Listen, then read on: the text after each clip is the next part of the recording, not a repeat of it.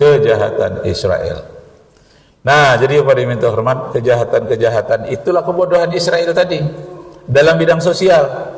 Tidak tahu dia bahwa dalam kitabnya sendiri katanya kejayaan Israel itu paling tinggi hanya 80 tahun menurut sejarah. Kenapa?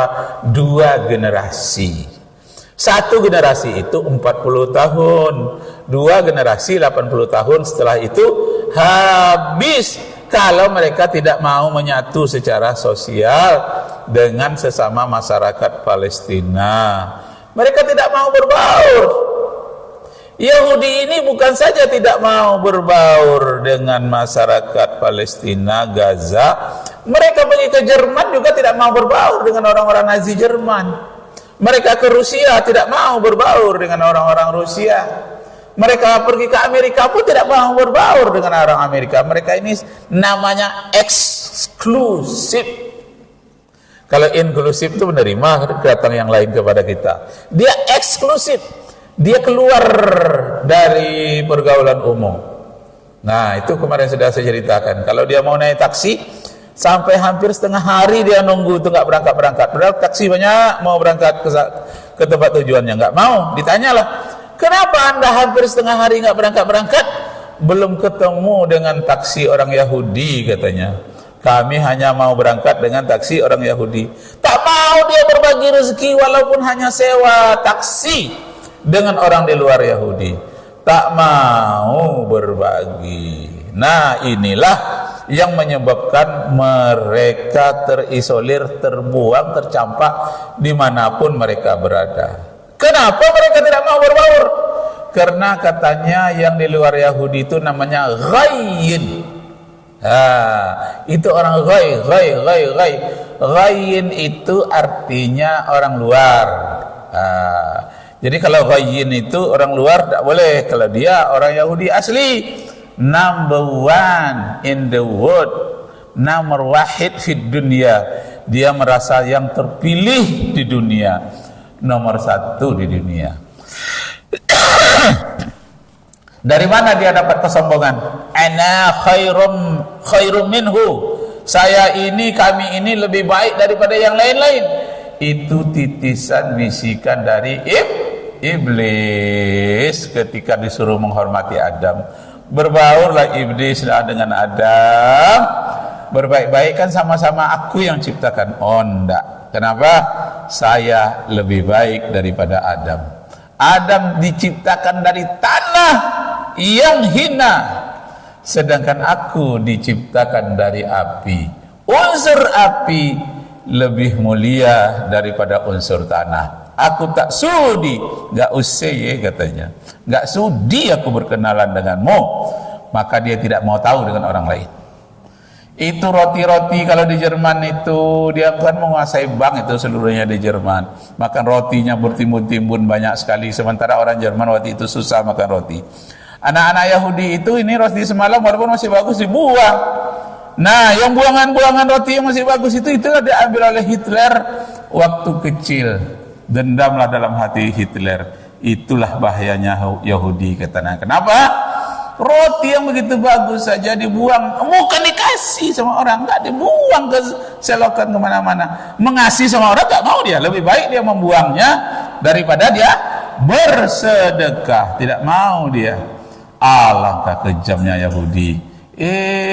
Tahu-tahu Hitler yang masih remaja waktu itu punya dendam. Kalau saya jadi pemimpin besok, saya akan habiskan orang Yahudi di Jerman. Saking sombongnya tak mau berbagi. Entah bagaimana rupanya terjadi.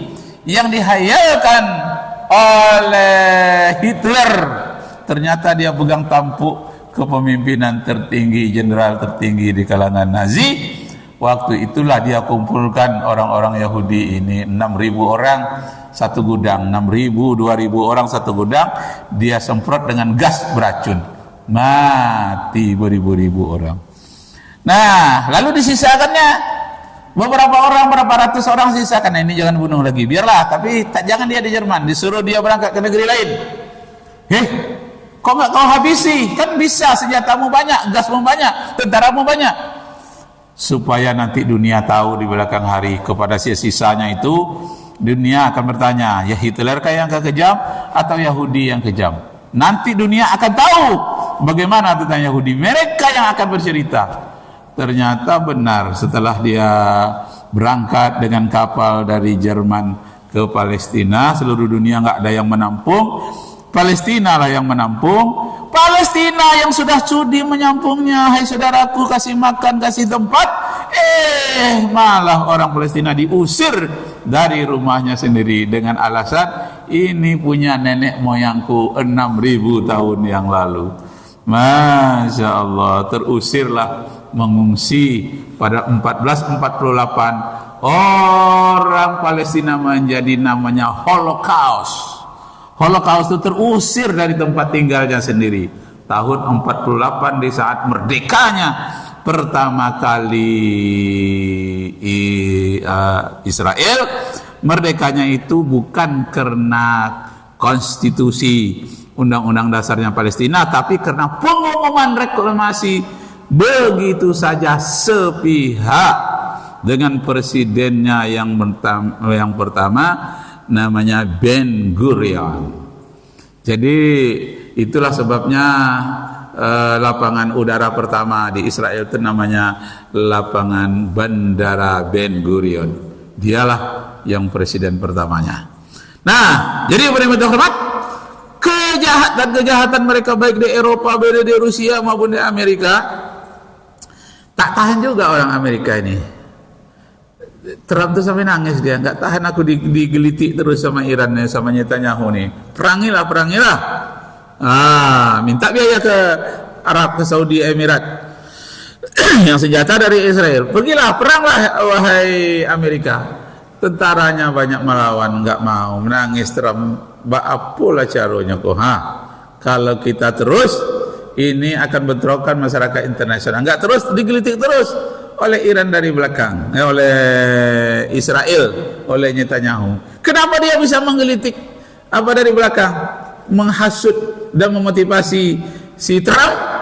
Karena perusahaan-perusahaan si Trump itu banyak insinyur-insinyurnya diambil dari orang Yahudi. 6 juta Yahudi yang ada di Amerika. Dialah yang menguasai Coca-Cola, dia yang menguasai bar-bar, dia yang menguasai pusat-pusat hiburan seperti ada Arkansas dan segala macam perjudian. Dia yang monopoli semua, yang restoran, hotel-hotel tertinggi, pusat hiburan, mereka menguasai semua di Amerika, tempatnya saja di Amerika. Tapi Amerika itu sesungguhnya dijajah oleh Yahudi. Jangan dikatakan dolar itu milik Amerika, enggak. Dolar itu milik orang Yahudi.